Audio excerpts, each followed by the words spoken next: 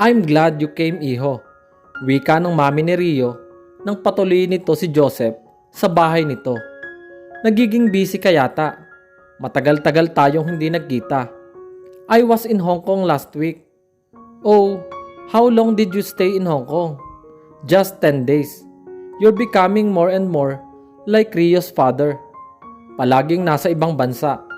If you keep that up, you will be a bad husband to some poor woman in the near future. I don't think so. If I will be gone for at least 24 hours in a trip, I will bring up my wife with me. Napabuntong hininga ito. Mabuti ka pa, iho.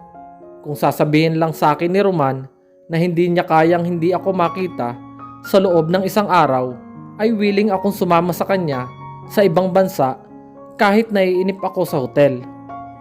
Iminuwestra nito na maupo siya sa designer coach. You should roam around.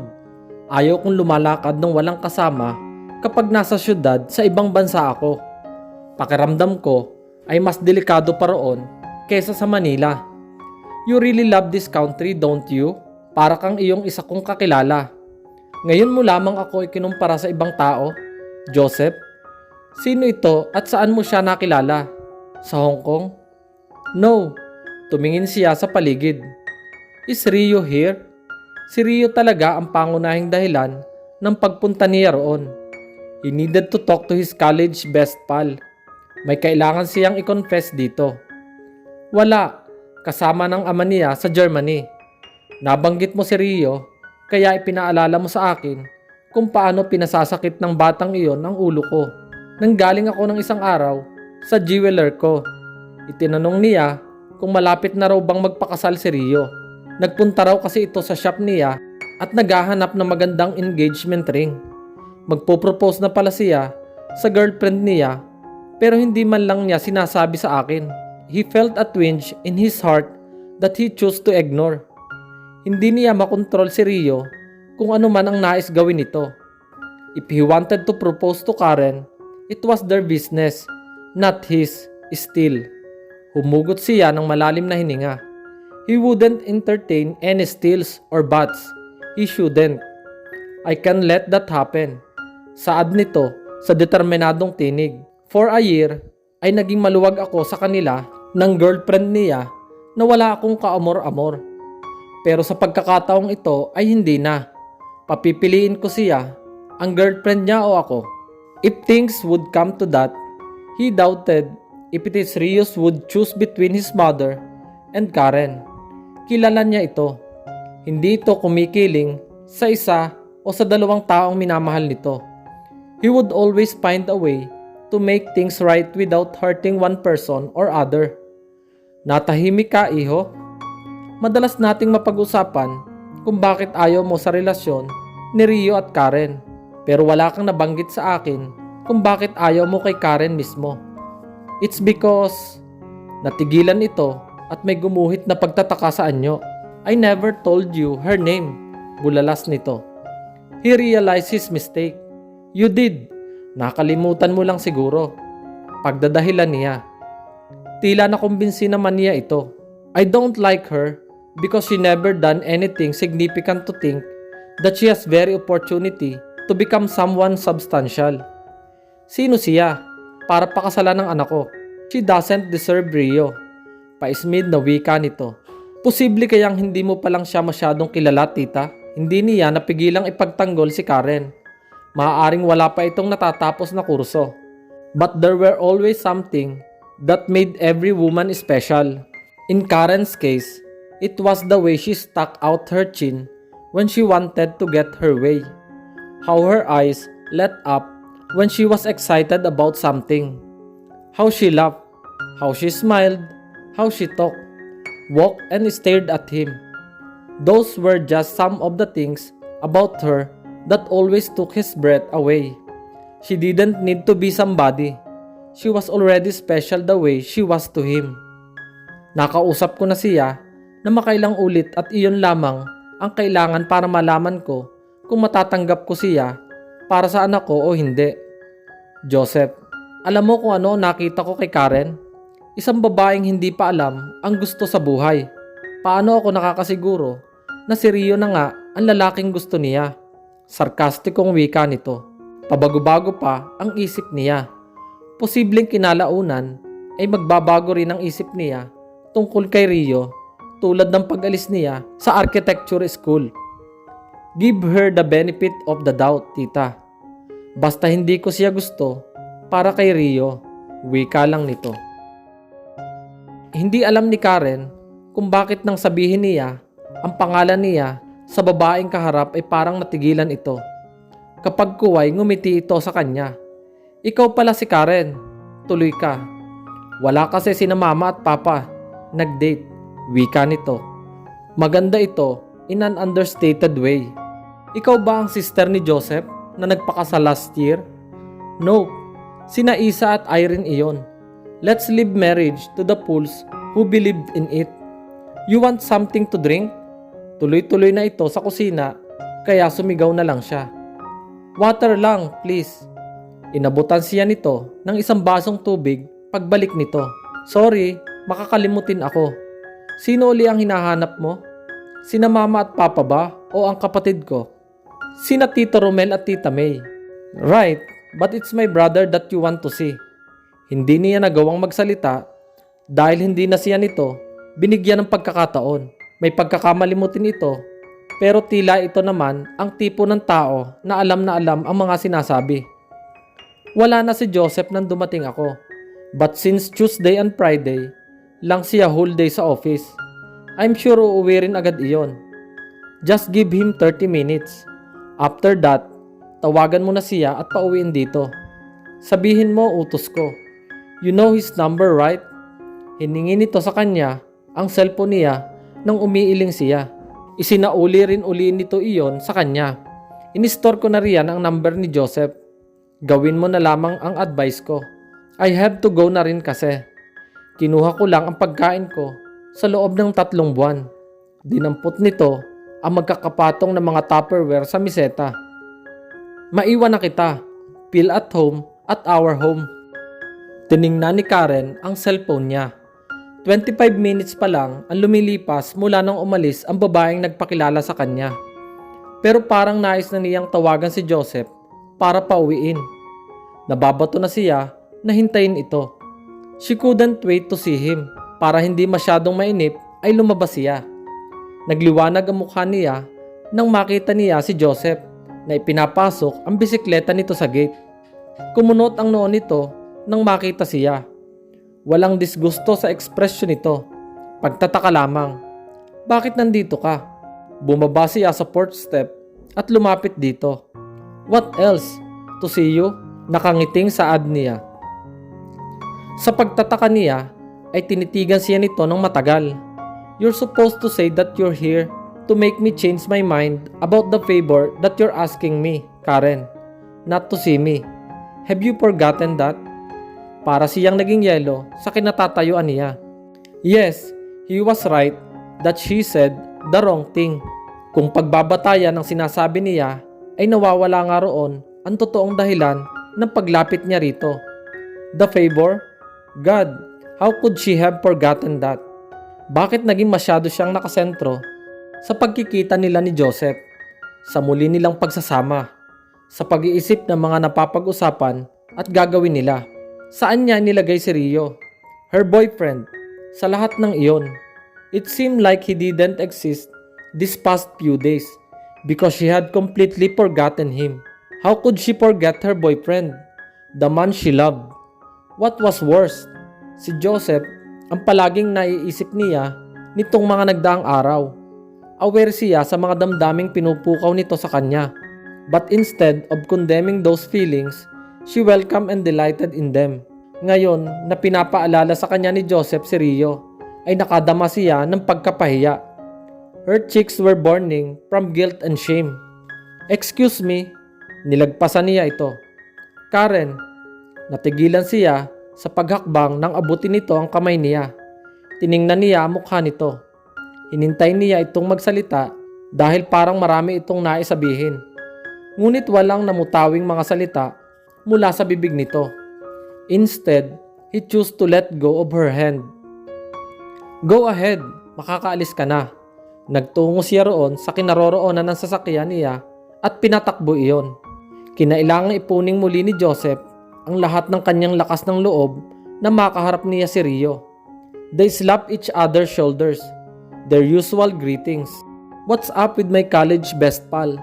I heard you're cited an Architectural Digest as one of the best young architects in the world. Congratulations," wika nito. "Thanks," inimbitahan siya nitong maupo. Si Tita Amor, nasa master bedroom, hindi siya lumalabas mula nung dumating ako from Germany the other day. "Hindi pa kayo nag-uusap?" "We had once." Bahagyang nagsalubong ang mga kilay nito na nagbigay sa kanya ng impresyon na naaalala nito ang napag-usapan nito at ng mami nito. "Did she make you choose between her and Karen?" Ngumiti ito bagaman hindi iyon nag-reflect sa mga mata nito. "Hindi ko alam na marami kang alam sa love life ko. Kahit matagal tayong hindi nagkita." Biro nito. "But that's true. Pinapipili nga niya ako. I'm sorry about Ate Ira. It's not your fault, not your sister's.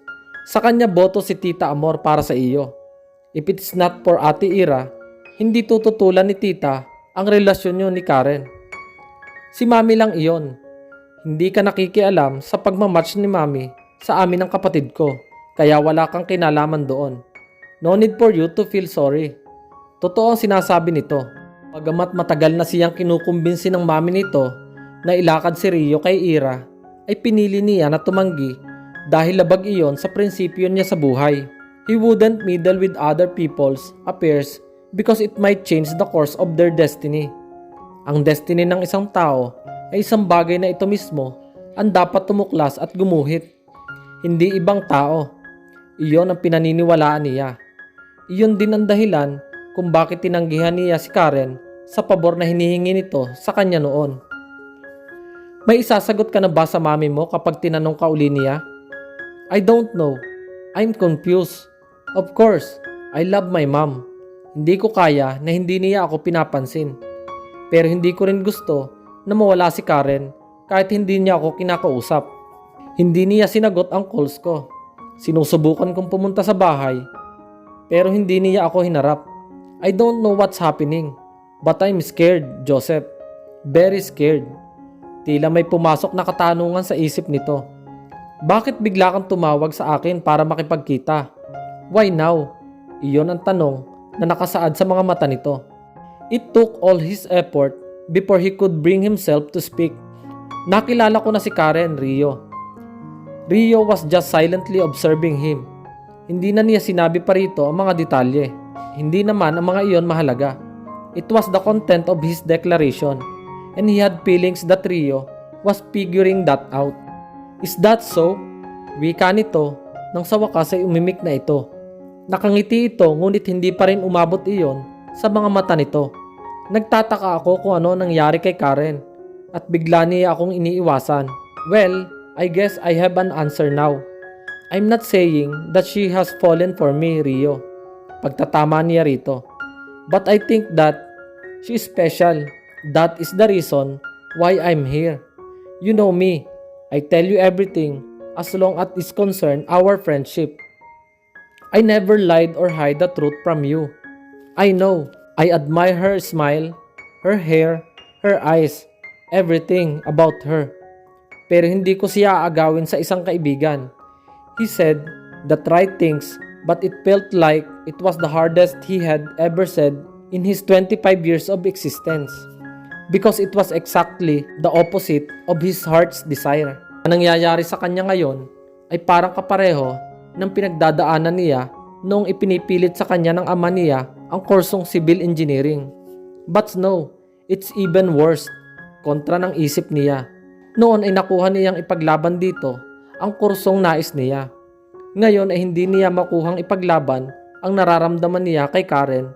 Gustuhin man niya dahil batid niya na mali iyon. Something that was so wrong but felt so right. He now fully understood what that heart-rending line meant. Tuwing magkasama kami, parang humihinto ang mundo ko. Wika niya. Ipinaalala ko palagi sa sarili ko na ikaw nagmamay-ari sa kanya. I ought to put an end to this foolishness, and he already did. Ang huli niyang pagkikita ni Karen ay ang pamamaalam na niya rito. Ipinangako na niya sa sarili niya na ang araw na iyon nawawakasan na niya ang pakikipag-ugnayan dito.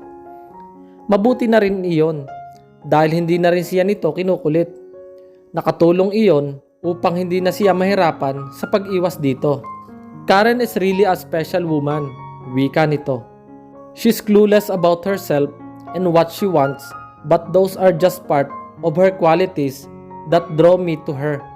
Gusto ko na ako ang magiging daan para mapagtanto niya kung ano talaga ang nais niyang gawin. But even then, napansin ko nang hindi ako nakakatulong sa kanya. She just as restless as the first day that I met her. Tuwing aalis ako ng bansa o siya ay natatakot ako na magbago siya. All along, I know that she not mine to keep. Don't talk like that, Rio. Saway niya sa pagiging pessimistic nito. You sound like you're giving her up. I think it's about time. Umiling siya. Hindi niya intensyon na lalong guluhin ang relasyon nito at ni Karen sa pagpunta niya roon. Gusto lang niyang maging honest dito. Utang niya iyon dito bilang kaibigan nito. Iniiwasan lang niya makipag-usap sa iyo pero hindi ka pa nakakasigurong nagbago nga siya. Kilala ko si Karen, Joseph. When she's ready to move on, she could walk away without looking back. She know that time it's too precious to waste on things that couldn't give her the happiness that she is looking for. Tumindig ito at hinawakan siya sa balikat. Mas mabuti na rin sigurong nangyari ito dahil humantong sa punto na pinapipili ako ni Mami sa kanilang dalawa. If I will choose Karen, I still won't be happy because I will lose my mom. But if I choose to let her go, 3 people would be happy. Mom, Karen, and you. Pagkasabi nito ay naglakad na iyon. Umakyat ito sa hagdan at pumasok sa silid nito. I don't love Rio. Nasapo ni Karen ang kanyang mukha nang muling sumagi iyon sa kanyang isip. Ilang araw na niyang pilit isinasantabi iyon. She didn't want to dwell on the crazy idea, but it kept popping on her head until she had no choice but to analyze whether it was truth or a lie. Hindi niya gusto ang sagot na nakukuha niya, ngunit doon pa rin siya nakauwi kahit anong alog niya sa ulo niya. It really seemed like she never loved Rio. She only made herself believe she was. For a long time, she had been restless. Hinahanap niya ang bagay na makakapagpasaya sa kanya. Ngunit hindi niya eksaktong alam kung ano iyon, kaya marami siyang nagiging desisyon sa buhay na binabago niya, katulad ng pagkuha niya sa mga kursong architecture. Nagpunta siya sa Australia dahil inakala niya na doon niya matutuklasan kung ano talaga ang gusto niyang gawin sa buhay. After a year, she met Rio. Nagkaroon siya ng palagay kung ano ang tunay na hinahanap niya, romance, true love, and she thought he was the answer to that. Lalo pang lumalakas ang paniniwala niyang iyon habang lalo niya itong nakikilala. He was a perfect man. Ang tingin niya rito ay ang ultimate Prince Charming. She believed that her life was turned into a fairy tale because of him. Nakumbinsi siya na para sila sa isa't isa. She also equated that to love just because he seemed like the perfect man for her. She was convinced that she also loved him. Ngunit hindi pala talaga niya ito mahal, gaya ng pinaniniwalaan niya. Ngayon lamang siya nagising sa katotohanan na iyon. That explained why his hand and arm felt cold, why she couldn't remember feeling anything from his kisses. The spark was just not there between them. Nothing. She hated to say it, but she realized all that after she met Joseph. Noon kasi ay nakatuon lang siya sa kung ano ang meron sila ni Rio. Pero ipinakita sa kanya ni Joseph ang mga nawawala sa kanila. At iyon ay ang mga bagay na pinakamahalaga sa mga magkakarelasyon. Bumiling siya sa higaan.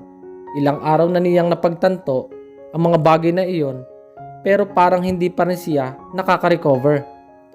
Napakalaking katangahan naman kasi ang nangyari sa kanya. Wala siyang romantic feelings para sa isang tao, pero nagawa niyang papaniwalaan ang kanyang sarili na meron. It just went to show how desperate she was to feel complete, to be whole. Ang tanga-tanga mo naman kasi, Karen. Paano mo ipapaliwanag ang lahat ng ito kay Rio? Oh God, I don't think I can tell him all those things. Rio loved her. That she was sure of. Hindi iyon produkto lang ng imahinasyon niya. Pero mas gagaan sana ang problema niya kung hindi na lang sana siya nito minahal. Hindi kasi niya gustong saktan ito. Naging mabuting kasintahan ito sa kanya sa mahigit 1 taon na ipinagsama nila. Karen, tawag ng mami niya. Pumasok ito sa kanyang silid. Umupo ito sa gilid ng kama. What's bothering you that you're not telling me? Ilang araw ka nang hindi lumalabas dito. Nag-aalala na sa iyo ang daddy mo. Wala, mami.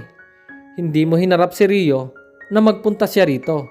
The other day, pagkatapos ay sasabihin mong walang nangyari na hindi ko alam. 2 weeks mong hinintay ang pagbabalik niya. Excited ka na mag-propose siya sa iyo. And then suddenly ay ayaw mo na siyang makita. Inaplos nito ang buhok niya. Come on, si Amor ba? Pinagsalitaan ka ba niya ng hindi maganda? No, hindi kami nagkita ni Tita Amor habang wala si Rio. Then, what is the problem? Hindi pa rin siya naging open up dito. Alright, hindi na kita kukulitin kung hindi ka pa ready na mag-confide sa akin. Kinuha nito ang cellphone niya. You have a text message. Hindi pa rin ito umalis habang binabasa niya ang mga text message na natanggap niya buhat kay Rio. Ang akala niya ay kapareho rin ang tema ng mga mensaheng natanggap na niya rito ng mga nakaraang araw ang nilalaman niyon. Kaya nagulat siya sa nabasa niya.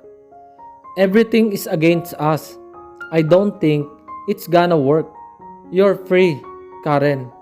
Bumangon siya sa kama. Hindi makapaniwala. Why? Tanong ng mami niya. Nakikipag-break si Rio sa akin. Ang nagmarka sa kanyang isip ay ang huling sinabi nito na malaya na siya. He wouldn't say that unless nasapu niya ang mukha. Kinausap siya ni Joseph. Joseph, tanong ng mami niya. Best friend siya ni Rio. Oh, tila nagkaroon ito ng sariling palagay sa tunay na nangyayari sa pagitan nila ni Rio. She also had a feeling that her mother got it right, like she always did. Hinagod nito ang likod niya. Mag-usap kayo. Kailangan nyo iyon. Kami ni Rio, kayo ni Joseph. Malakas ang kabog ng dibdib ni Karen nang matanong niya sa King Tower. Malakas ang kabog ng dibdib ni Karen nang matanong niya ang King Tower. Gusto niya na ayaw niyang gawin ang payo ng mami niya. Parang hindi pa kasi siya handang harapin at kausapin si Joseph, pero gusto naman niyang makita ito. She had not seen him in 2 weeks and she was missing him. Ibinaba niya hanggang kalahati ang windshield ng kotse niya at sumilip sa labas. Malayong matsempohan niya si Joseph, maliban na lang kung katigan siya ng swerte. But her heart jumped when she saw his familiar figure near the entrance of the building. Nakatayo ito roon at parang naghihintay. Paulit-ulit na huminga siya ng malalim. Parang may mga pako na tumutusok sa palad niya. Nilalamig din ang mga iyon. Pupuntahan ko ba siya? Sa huli ay pinili niyang huwag nang mag-isip. Kumambyo siya at ipinasok ang sasakyan niya sa parking space ng King Tower. Naglakad siya patungo sa kinaroroonan ni Joseph. Parang nais niyang umatras hanggang sa huling sandali, pero mas malakas na puwersa na tila humihila sa kanya palapit dito. Napagawi ang tingin nito sa direksyon niya. Their gazes locked. Was it longing that she saw in his eyes? She wondered and feared at the same time what he could see and read in her own eyes. I'm glad you're here. Gusto sana kitang makausap. Nandito ako dahil hinihintay kita. You were waiting for me? Gusto rin kitang makausap. Tumango siya. Let's talk. I wanted to talk to you about Rio told me in his message. Tinanggal na ni Rio ang sarili niya sa ating dalawa. Kaya okay lang siguro na ang pag-usapan muna natin ay may kinalaman sa atin bago sa kanya. Do you agree? Bumuka ang bibig niya sa sinabi nito na sa ating dalawa. So it's true. Tama ang hinala ko na nagkausap kayo ni Rio. Anong sinabi mo sa kanya? Bakit galit siya sa akin? Bakit siya nakapag-break? Hindi galit si Rio sa iyo, Karen. Naramdaman lang niya na may nagbago sa iyo nang wala siya. Malamang ay nakuha ni Rio ang idea na iyon dahil sa pag-iwas niya rito sa mga tawag nito. Ngunit hindi pa rin siya nito basta-basta bibitiwan kung wala itong mabigat na dahilan. Inisip ba niya na may namamagitan sa atin? No, dahil walang namagitan sa atin habang wala siya, Karen. Hindi natin siya niloko, pero hindi ko ikinaila sa kanya ang mga bagay na naramdaman ko. Inamin ko ang mga iyon sa kanya. Nagsalubong ang mga kilay niya. Anong inamin mo sa kanya? That while he was in Germany, I was in the process of falling dangerously for his girlfriend. Hindi siya makapaniwala. Totoo ba iyan? Do you think I'm lying to you? Hindi kita masisisi dahil wala akong ipinakitang totoo sa iyo noon. Hindi ang tunay na Joseph ang nakaharap mo. Mula sa mga salitang sinabi ko hanggang sa mga bagay na ginawa ko, I couldn't treat you the way I wanted to because I was not supposed to forget that you were my best friend's girlfriend. No, pagtutol niya sa sinabi nito. May mga totoo na naipakita mo sa akin. Ang pagkatao mo. You are the most loving son and grandson, the most passionate architect, and the most colorful man I've met in this world, Joseph. Marami na akong bagay na alam tungkol sa iyo. You love your bike. You love the rain. You like to live as if each day is your last. And you like my smile. Tama ba? Ngumiti ito. She realized it was the first time she saw him smile. I'd like to see him smile every day, every hour, every minute. I'd like to be with him forever. Parang liwanag sa dilim na pumasok sa kanyang isip ang mga realisasyon na iyon. Sa mahabang panahon ay hinanap niya ang bagay na tunay na makakapagpasaya sa kanya, ang magbibigay kahulugan sa buhay niya. Totoo pala ang kasabihan na hindi iyon hinahanap dahil kusa iyong dumarating. If you only knew, anito, na may itinatago kang poster sa silid mo. You know, matagal na. Tumawa ito. Matagal mo na palang alam, more or less, ang nararamdaman ko sa iyo. Ang sabi ni Melanie, marami ka raw itinatabing poster ng mga babae sa silid mo. Isa lang naman ako sa kanila. Nag-iisa ka lang ngayon sa kanila. It was her turn to laugh. Ang corny ng sinabi nito. Pero wala pang bagay na corny kapag galing iyon sa lalaking espesyal sa kanya. It was your face that first graced my wall. Eventually, nadagdagan iyon ng nadagdagan. But they were just celebrities who partly look like you. Oo na, nambola ka pa. I've been dying to meet you for a long time. Karen Ochoa, saad nito. Really now? Pinag-cross niya ang mga braso sa tapat ng kanyang dibdib. Bakit kaya hindi mo ako sinubukang hanapin noon? Kastigo niya rito. Sino ang nagsasabi sa iyo na hindi ko pinangarap na mag-cross ang mga landas natin balang araw? Pero na magkatotoo iyon, hindi ko in-expect na ang taray mo pala. But that was understandable. I admit, ako talaga ang may kasalanan kung bakit natarayan mo ako. Pero ang mas hindi ko in-expect ay ang malaman ko na nauna kang makilala ng best friend ko. I was only his for a while. Chances are, nakilala ko si Rio para maging daan para matagpuan ko ang lalaking nakalaan talaga para sa akin. It sounds stupid, pero nabulag ako sa mga ilusyon ko. Nalaman ko na hindi pala ako in love nang ma-in love ako. Tagal na nakatitig ito sa kanya na parang hindi makapagsalita dahil sa pagka-overwhelmed. That doesn't sound stupid to me. That, without doubt, is the best things that I've ever heard in my life. Hinila siya nito ng marahan sa baraso. Nagulat siya dahil hindi niya inaasahan ang gagawin nito. He kissed her. Her eyes closed. Sa halip na kadiliman ay iba't ibang kulay ang nakita niya. There were crimson, pink, indigo, green, purple and yellow. Nakakasiguro din siya na ang mga iyon na ang permanenteng magiging kulay sa bagong mundo niya, kapiling ito.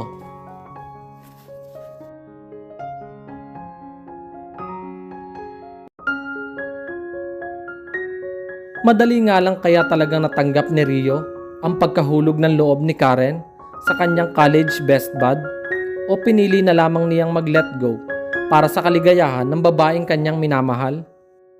Dito na po nagwawakas ang ating kwento. Maraming salamat po sa inyong pagsuporta at pagsubaybay sa ating kwentong pag-ibig.